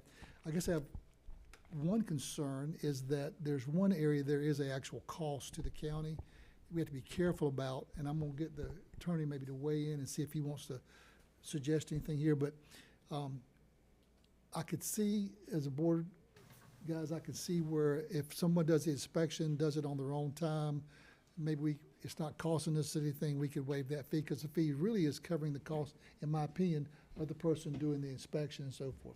We have a staff, we have fees that cover those staff to go do those inspections. The one area that I'm not sure about, I want to get Lee to weigh in on this, and I mentioned to him, I don't know if he's had time to think about it, is where we have cost recovery fees, like for the water and sewer, where there's actually a cost that we've spent on that sewer capacity or that line. If you waive those fees, you're actually making a donation, and maybe that's fine. I'd like to donate to all these great quality charities, but I'm not sure if that's something we can legally do or should do when you actually give a donation to the charity of funds. That's what you're doing. If it's a cost, you're not going to get back. Just want to make sure we understand that. But I might see if Lee wants to make any comments. That'd be the only one I really have any thought about. I want to see what you would think legally on cost recovery fees. Yeah, I mean, yeah, it's a great call, number one. I'd like to have a little time to look at it, because I do think we got to deal with the gratuities clause, which we've done in the past. So I need to look at that to see if there's a way we can, So I'd ask you to table it tonight, and probably table it not the next meeting, but the meeting after. So the first meeting in July 2nd. Okay. Okay. Would that fit the need if we give it 30 days? I want to make sure we don't go down a trap in the gratuitous clause of what we can do here legally. We're looking to break ground on on the 18th is, I believe, when we have our groundbreaking ceremony. I don't know if we could go ahead and move forward with the enterprise fees, and since if it would be a donation, could we just place that portion on the agenda? Is there a partial? I'm not sure how that works. I mean, I'll defer to Lee on that. But how would that work with us moving forward while that's being figured out, so that we don't have a delay in that sense? Would we be able to still move forward with construction? Yeah. I guess is my biggest concern, not figuring out the fees, but, Could we defer those fees and let them start until we get a decision on this? Well, I went ahead and paid the fees. Oh, you've already Right. paid the fees? Yeah, so it would I be see. a donation as a Oh, I see. back, So so it'd be that a we can go reimbursement. ahead, so it would be a reimbursement, just so that we can move forward. I just want to make sure and be clear that we can go ahead and move forward with construction. Well, I guess let me answer this question and Lee, to answer it right. If you've paid the fee, you can move forward. The question is, would it be reimbursed because staff is going to do it on their own time? And the other question is going to be, can we reimburse the cost recovery fee if you've already paid No, that? I understand all that. I just want to make sure we're not going to have any hiccups with moving forward on a construction side, and saying, okay, well, if we're pushing this to another meeting. But if the fees are paid, nothing's being held up. Okay. Yeah. All right. I just want That's to my make point. sure If that. the fees are paid, you've got your little sticker put out there, nobody can stop anything. The question's gonna be, can we reimburse you, or if you paid them, whoever paid them, Right. for the inspection, since our staff's gonna do it on time? That's one question. Second is, attorney needs to look at gratuities, can we actually give away capacity in our plant, capacity in our lines? And I completely understand that. We're just, with anything like this, every cent helps. Every dollar's going to a good cause. So, I mean, not 1 cent goes to, to us. We've got over 30 trades that are donating, that will be donating time, materials, so far. And we're going to be raising, more to ultimately try to get this down to a net zero cost to the fund, so that whatever they can. So whatever, that this commission decides and can legally do would be appreciated in any capacity. I would even ask Lee, as you look at this, for ways for this board that we could participate like this in this project and other projects, not just to see can we legally do it, but how can we Right. move forward? Because there may be other good projects that we want to participate, and we need a policy on how we're going to do that, and not just do it as it, and be consistent with it. So, yeah, if you got your fees, I would say go ahead and move forward and let us try it, because our heart is we'd like to help with that. Well, and we'd invite any of y'all that would like to come June 18th on site, 10 o'clock in the morning. We're going to be there breaking ground, and we've got some families that have benefited. I know Jenny can tell you that we'll be there speaking on the benefits of the cure and what this means to those families that live in our community. It's a great project, and I hope there's a way we can participate. Well, I appreciate y'all hearing this tonight. Thank you. So with that, I'm going to ask for a motion to And table. I would say, just on my part, personally, it'll just be the legal constraints Yeah. on my side, so we just get that figured If out. there's no legal constraints, we'll find a way to get it. And I would say, if staff is still willing to, proceed, inspections after hours in the meantime. What time of the day is that gonna be? 10 o'clock, 10 o'clock. June 18th, 10 o'clock. We can send an invite as well. Be great. Thank you. I really appreciate it. Don't interpret our pause as not being supportive, just being cautious, okay? Appreciate you. Lee, we're going to need you to jump right on that. All right, motion to table, is it July 3rd? Is that the? I think, did you want to Third or second? make a comment? Second. All right, hang on one second. I'm gonna get a motion, I'd like to make a comment. Motion, you make the motion? I will. All right. So moved. Kiefer made the motion, and a second by Mr. Deloach to table to 7/3/24 before we take the vote. Want to make a comment? I just wanted to say thank you for your consideration. This is Yes. our first project like this, and we're hoping to launch it as a program in other communities. So what you guys learn will help us, and, your willingness to consider and your generosity may spark generosity in other communities to make a difference. So thank you. Yeah, and if we do it right, it can be, we can maybe answer some questions other communities may answer, or another, somebody else doing another nonprofit. Absolutely. And we have a policy and a procedure. That's right. And know what we can do versus Yep. just doing this, so. So we're Appreciate very your grateful. patience Thank with you. us. Thank you. Thank you. We have a motion and a second. All in favor say aye. Aye. Any opposed, no. Hearing no nos, it passes unanimously to table this to July Who 3rd. seconded that one? I'm sorry. I didn't. Okay. Mr. Deloach. Okay. Did I get it right? You I seconded it? think you did. Huh? I think Commissioner Deloach did. Okay, that's what I got. Okay. He has two seconded, Who made the motion? Mr. Keefe made the motion, Mr. Deloach seconded. Got it, thank you. All right, thank you so much. Item number 9, consideration to approve the Metropolitan Planning Organization Memorandum of Understanding for the Coastal Region Metropolitan Planning Organization, MPO. Yes, Mr. Chairman, the Metropolitan Planning Organization, we've been a member since 2010 census change, based on a very small sliver of the county on the border of Chatham County. Because of the growth in the area and the desire of the MPO to be more of a regional organization,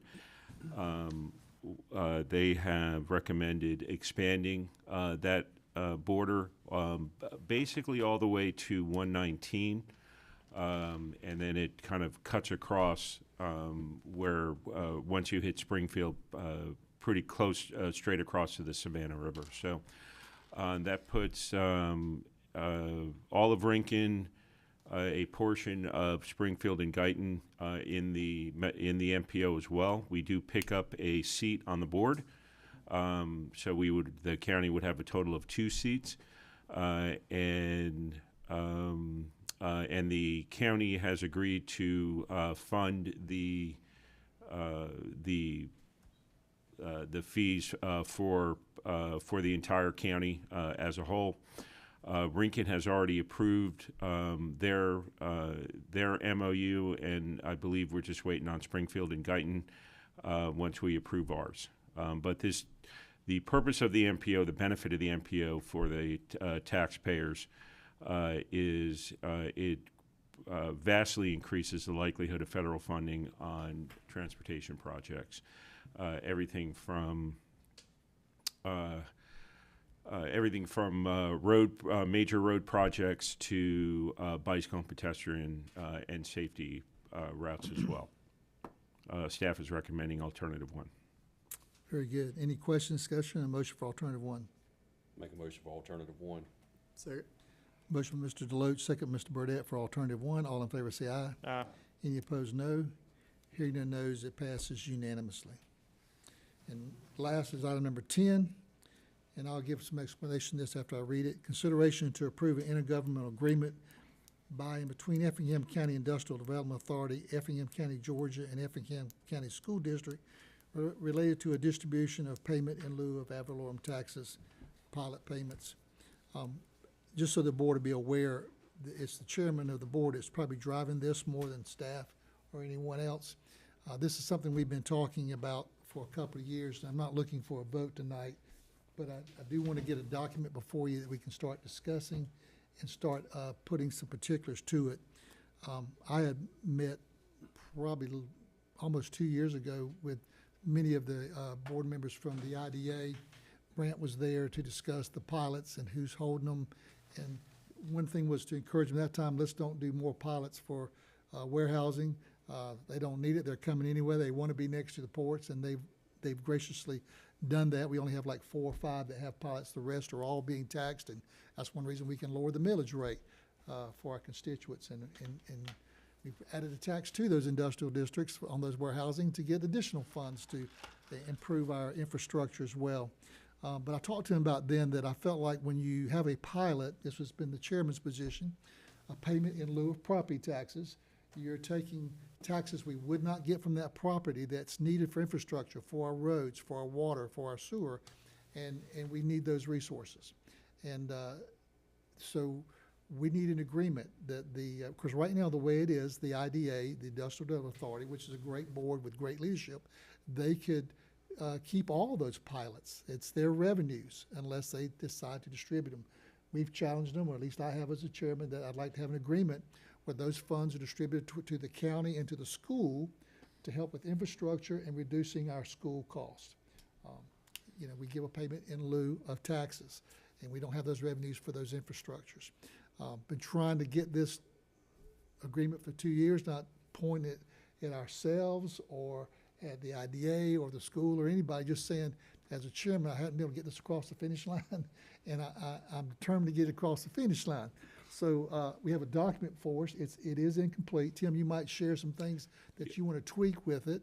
But I wanted to get it before us, and I think the school board, at least the Yancey has it. Sure. Once again, it's incomplete, but they can start putting their comments to it as well. And then we get it to the IDA, and hopefully over the next, month or two, we can finalize a pilot agreement, because those funds right now, maybe $4 million, not sure, is sitting in the IDA fund, not being used for infrastructure. I'd like for that to be distributed in a particular way that's advantageous to our community. That's my heart, that's my goal, and that's why it's on the agenda, to keep this before us. So we. Fine, like I told you a minute ago, I'd had a call to table it, but if this is just for discussion and this is just to help move it forward, Yeah. I understand. So we can take a motion in a minute to table it to another meeting, because we can table a couple times. I hope by the second time we come back to this, we'll have an agreement that we can all agree to. I'll say you've got everybody's attention now. I did. Sometimes Well, you gotta poke the hornet's nest to get it to fly. But this is just, there's a lot of things in the county we've got to keep moving. And I know, Tim, you want to make a few comments about some things we need to add to it that you and I have gone over? Yeah, so I did send the draft out to y'all. I did notice there were two areas that needed to be corrected. One of them are exempt agreements. There are certain agreements that have been around for a while that already have distributions associated with them. And so I just needed to list them out. And the others were agreements that require some sort of payback to funds that were contributed by either the county or the IDA. And so that the JDA for the Hyundai project is an example of that the county would have to get its investment back prior to any sort of distribution. So the amendment includes that language, and I just got it back, and I will forward it all to you this evening. And then I've already forwarded it to the IDA and the school district. Yeah, and so one of the things we're putting in there, we've had discussions with the superintendent of schools. I don't think their board has discussed it, but looking at maybe 50-50 rather than a pro rata share of the millage rate. Basically, that's because the county is responsible for water and sewer and roads for all this new infrastructure that supports our schools as well. And we need those resources for that. And then the school needs 50% of it for their operational costs that they have because they have more students that are going to come into the community. We don't want it to be on the backs of just houses. So that's one thing. And then we have in there about if a property is in the city limits of a city, how should that be distributed? I was suggesting, Tim, maybe we look at the language that for any city that foregoes property tax, because remember, it's a payment in lieu of taxes. So if a city foregoes property taxes they would have otherwise collected, well, let's make sure they get at least 10%, because they'll have some additional service costs for fire, police, rescue, and so forth. And I think now, because Rincon does have a industrial tax, I did check on that.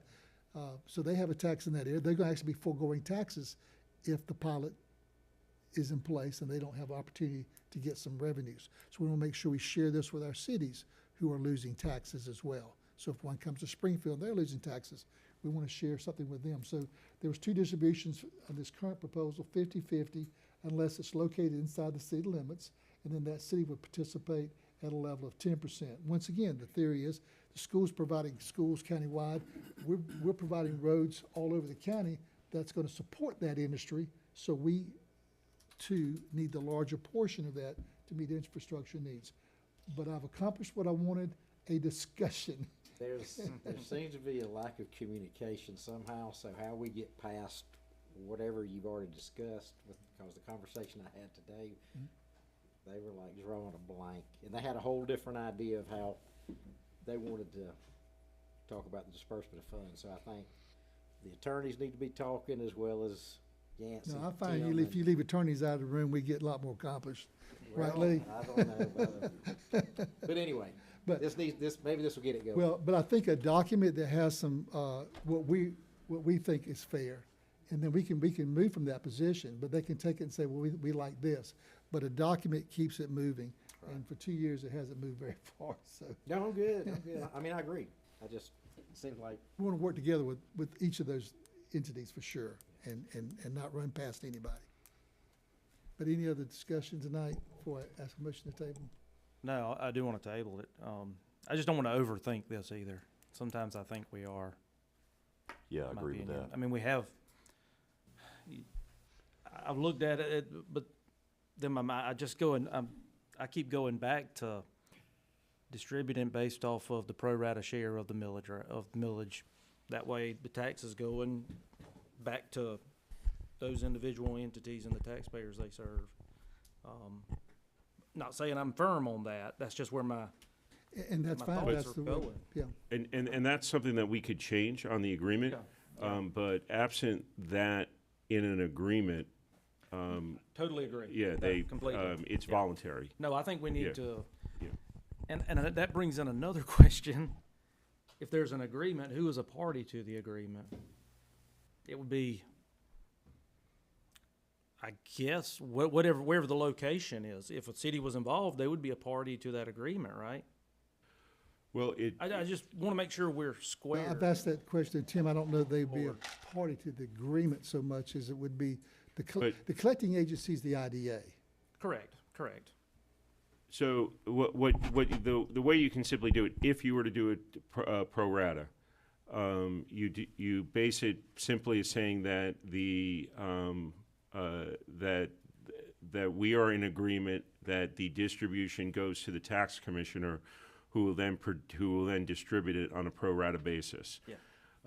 And so it then does not require everybody's signature because they are agreeing that they will distribute it to the tax commissioner, who will then distribute it herself under his or her duty to do so. So I think that was the I don't know if direction you that I need. heard today. What's that? That was the direction that I heard today that the IDA was considering, so. I just think if we start trying to come up with those percentages tax outside of the millage rate, there are going to Then be the tax inequities commissioner built then in. distribute it however typically taxes are distributed. Sure. Well, No, but, no, unintentionally, not, you know. yeah, the discussion, my comment with that would be that, for instance, the IDA, they have 2 meals right now. I don't know if anybody in the state of Georgia gets 2 meals. So they are well-funded, and I'm okay with that. But I've always said I do not want the IDA to have a pilot that has incentive for them, getting any money out of the pilot. You get the two meals on the digest, but if it's a pilot, it goes to the 2 entities, or 3 if it's a city, that I think are damaged the most by the damage is the wrong word, because we get an industry, we get Sure. growth and so forth. But the 2 that absorb most of the cost for that industry is going to be the county and the school. But it would eliminate double dipping. So, but I agree. Yeah, nobody else gets a millage rate But at that level. in theory, if it is truly taxed, it's payments in lieu of tax. So in theory, it's taxes. The argument could be made that it's proper to give that 2 meals to them. I'm not proposing that. Yeah, I'm I would make that theory. argument, because it's property taxes, but it needs to be placed where there's the most cost of service to provide, and that's gonna be the county and the school, undisputed. We're the ones who are not getting the $2 million that would have been on the tax digest for us, or $5 million. We're getting maybe 500,000 total, which doesn't cover our cost at all, but we still have the same roads. Water and sewer's got to run to those properties, to those schools, decel lanes, so forth. We've got to provide that so that industry can do well. And maybe I'm misunderstanding what a pilot is. I'm just looking at it as straight property tax. It is a payment in lieu of property tax. So now you got to decide where does that payment need to go to get the best benefit? And I think to use Commissioner Deloach, it might be a double dip if it goes anywhere besides the commission and the school. If that's on a pro rata, that's what you want to do, I can support that. I just know we have a lot of infrastructure cost when the industry Yeah. comes, and I think at the end of the day, it needs to be hammered out with going forward, that how it's handled. Well, that's the goal, rather is, than once just again, accruing. you have an agreement, and now we don't have discussions ever again. Yeah. If we discuss, it's because there's something so large, so big, that we need to review a revenue sharing. But this will take care of most all the pilots, and we can start using that money for infrastructure. So, good discussion. Good discussion. Good discussion. And I'm open to any other ideas. Well, make your comments known to the management, and then we need to make sure the IDA has a copy of that document if they don't already. I did. Do? Mhm. Okay. Get their comments on it, and then we can look at it again, maybe at one of our 1-hour workshops before our meeting in July, or the next meeting. Discuss it again then, and then maybe by, sometime 1st of August, we can have us a revenue sharing agreement. Yeah. Okay? I would just urge us all to consider, I mean, this is taxpayers' dollars. This isn't, an entity fighting over dollars. No. It's just getting it to the right place. That's where exactly it right. belongs. Yep. Okay, well, I appreciate your tolerance with the chairman trying to move that along. I'm gonna ask for a motion to table this to the July, Is it second or third? 16th. Second? Okay, table to July 2nd. We can table again if we're not ready for discussions then, but that'll give us 30 days to hear from the other entities and have another discussion, and then maybe at least by August, we could be ready for approval, okay? Motion to table to July 2nd meeting. So moved. Second. Motion, Mr. Deloach, second, Mr. Burdette, to table to July 2nd. All in favor, say aye. Aye. Any opposed, no.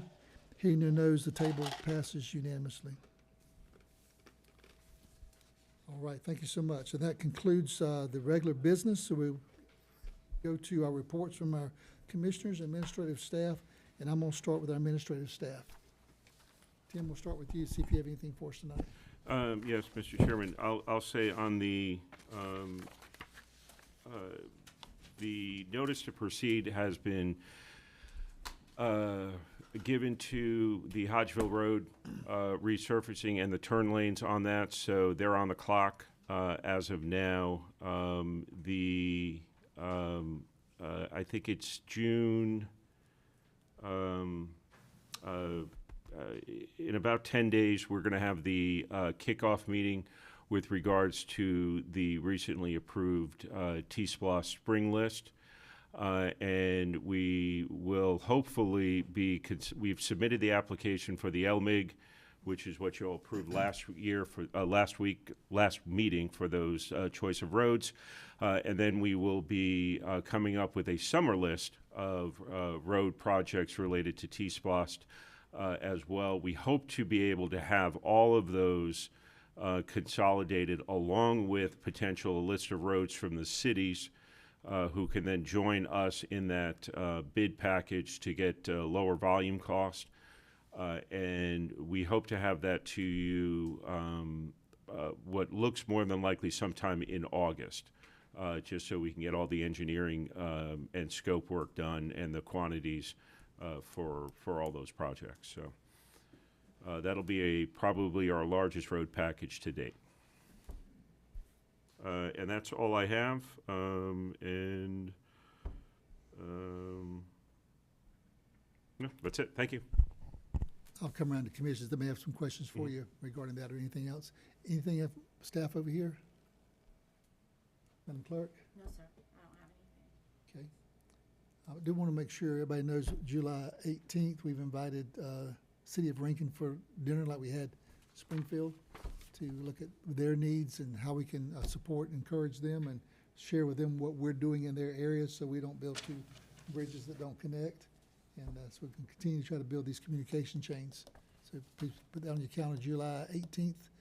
We hadn't heard back from them yet, but just make sure we have it on our calendars, okay? Go around the horn.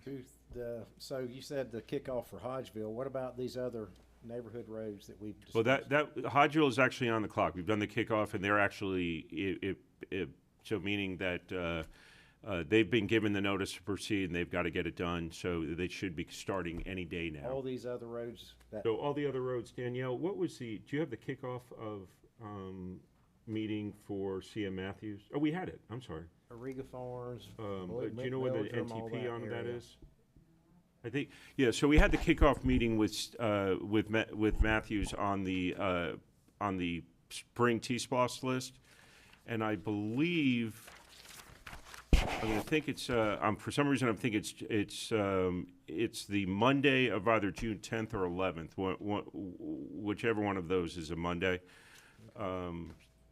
So it would be the 10th, right? No, or the 11th. Okay. I'm trying to remember. Whatever it is, that's when the kickoff is. That's when they're on the clock. We give them a notice to proceed, and they have to start their project. So we've already had the meeting, kickoff meeting with them last week, and so they're moving rather quickly on it. The other And one. they're supposed to be getting Danielle a list of the order at which the roads are going to get done. Once we get that, we'll actually obviously submit it to all of you to look at, but we'll also be giving it to Mark to put online so that folks can get prepared to know that their roads are going to get resurfaced, and if there's any sort of cause of disruption in the waste pickup, if it's on a waste pickup day, they'll know in advance. Okay. One other quick thing. So, Roger, we hit on this a few years ago. There's a feral cat problem in Meldrum. But it turns out, the traps, they'll only take one cat per week. They said they won't keep up with the cats having cats. Yeah, and So I had a there? conversation with Lorna on that, and it does require some buy-in from the residents. And so that's one of the things we want to teach them out there, is that if they're, we will be able, if they can transport them to the veterinarian for the spay and neutering, we can actually do higher volume than the one. But the trap and neuter is, the one limit is if you trap it and bring it to us. So if you trap it and bring it to the veterinarian's office, the county will pay the fee for the spay and neutering, and then it gets re-released. Okay. Isn't there some Pretty grant low monies we have? volume there. Did we get some grant monies for that? as well? What? Isn't there a program where we have some grant monies or something? Yeah, but we've been spending that out of budget. So we've been budgeting for that, and so it's we periodically we will get some grant funding, but we need consistent funding, so we're just getting it straight out of budget. Okay. Yeah, the other one is taken care of, I think. So I'm good. Just a couple updates for me. Burnout trailer, where are we at with it? Yeah. What are we doing? What do we? I think, Lee, that's the one on Roebling Road. Do you have it? Yeah, the process is starting, let's say that, yeah. Any timeline we can look forward to, give them some kind of information? It's just, and I wouldn't be pushing it, but it's been dragging on for 2 years. Yeah, I think the process will be started within 30 days. It's going to involve, the court system as well. Yes, sir. So we'll be able to give them something, because I'm gonna get asked. Colebrook Court, Tim, I know we got information on that. Do we have a way, path forward, something to look at? Well, So we can go back to them with. this is the issue, Well, and I we're think We're paving, we're about to pave the circle, so Yeah. we could group that together and get that done at the same time. At least the setup and cost that's associated with paving something would be covered with that, I would hope. And I don't think that's going to happen at the same time, because we'd have to arrange how we're going to handle the funding on that. The issue goes back to the developer of the property, who did a substandard job of, they actually paved the road, but they did a poor job on the base. It's completely collapsed and falling apart. Right. And so we essentially have to rip the entire thing up and then resurface it. It's a private road. And so we got an estimate on what that would cost. And the county has to have a process now as to how we're going to handle that. We can do the special tax district on it, but if the county, we have to come up with a policy that can be uniform, because if we start paving this road, then we're going to be obligated to pave pretty much every private road that someone asks us to do, and so. Well, it depends on circumstances, I would assume. I mean, I can't have a dirt road and, hey, I want you to pave it, and we gotta pave it just because we helped some people out and fix their road that was damaged. I mean, I don't think that's equally a problem, or perhaps we could talk about that at the, next meeting at the workshop, if you guys are okay with that. And it's a matter of just simply coming up with a policy. I think there's got to be some sort of contribution from the residents on this in one way, shape, or form, even if it's even if it's a partial contribution and the county steps in the rest, so that we have a process that we can provide evenly for all private road owners, that they can do this, because this really was a case of the developer walking away. It is, but we also inspected that road and approved it. Did not. We did not inspect No. that road. We did not approve that road. So we allow them to do these roads and we don't look at them? We never accepted the road. No, I know we never accepted the road as a county road, but I mean, is that part of our process when you build something? If they say, I'm gonna do a private road, we don't care how they do it? If it's private. No, we have a Not if it standard, really- and our engineers inspect it, and they recommend. That's what I'm saying. We they recommend we inspected approve it. that road. But it was never brought to our standards, inspected by us, and then approved, Correct. and then I approved get and that. accepted by us. If our guys inspect it and say it doesn't meet our standard, we don't accept it. Right, I know that, but I mean, if they, my question is, if you have, say you got 3 lots back there and it's a private road, do we have anything to do with that road at all when we're doing our building inspections or our? Now we do, so but we- not back then. So we didn't back then? Yeah, we do now, yeah. Yeah, so now we have a road, now we have standards for private roads too. I see. I just want Back to get a then, path forward that we can use, that we can help some people out when they need it. I won't go into it too much right now, but maybe we could talk about it at a later date and come up with some way to help. I mean, the Well- road is literally falling apart. You got people that live there that were just not wise to what they should have done or what they should have done. They were trusting in the builder. The builder failed them, and now there's 7, 8 people without a road, and it causes them problems at the bank and everywhere else. And We've had this before. We've had it. We talked about a special tax district Right. where we could divide that cost over a period At of least time. some to of make it. To make it feasible to be done. and that's the thought that I was having. So let's say, and I just don't remember off the top of my head the cost of this road, but it was it's a substantial. couple $100,000. Yeah. About 250. And so if the county, let's say, if someone on a private road got everybody to agree, and you really would have to have buy-in from everybody on the road, that they would accept a special tax district to pay for, let's say, 50% of the road over a certain period of time, then the county could then come in and do can then cover the remainder of it. So it's not putting the entire burden on the folks, but it's also not putting the county on the hook for For the whole thing. paving, 100% I'd be of okay the with cost that, of the road. just some path forward that, hey, if we want to do this, we can do it. There is something in place. Sure. But they're just not left out hanging to dry. It's, Can we push this off, not to, it's a bigger discussion than. yeah, just it before it we- is. That's why I So suggested I maybe would move suggest it. we look at this at our retreat.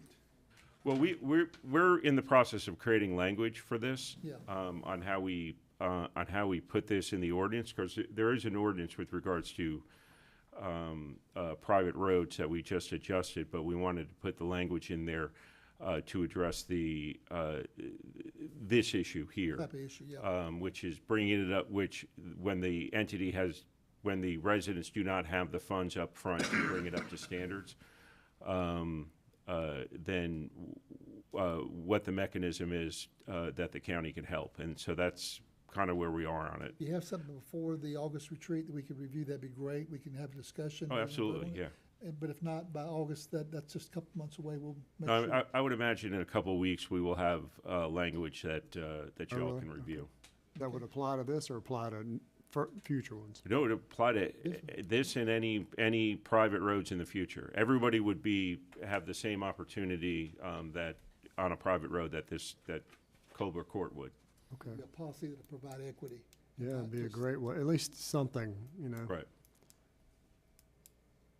Okay, thank you. That's all, the other stuff I can talk with you about later, Sure. and so. Mark, good job on the, presenting the budget. I thought the 3 or 4 page summary helped out. It tied into the changes on the spreadsheet, so that was really helpful. And for those of y'all that don't know, Tim will be accepting birthday presents all week through Friday.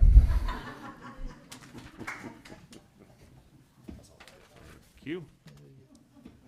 Phil, do you have anything for us? I had a few, but we've addressed them. Okay. Is there anything else for the good of the county tonight that we need to bring up? Do we have a need for executive session? No, sir. No need for executive session? All right, I think it'd be in order to have a motion to adjourn then. Make a motion to adjourn. Second.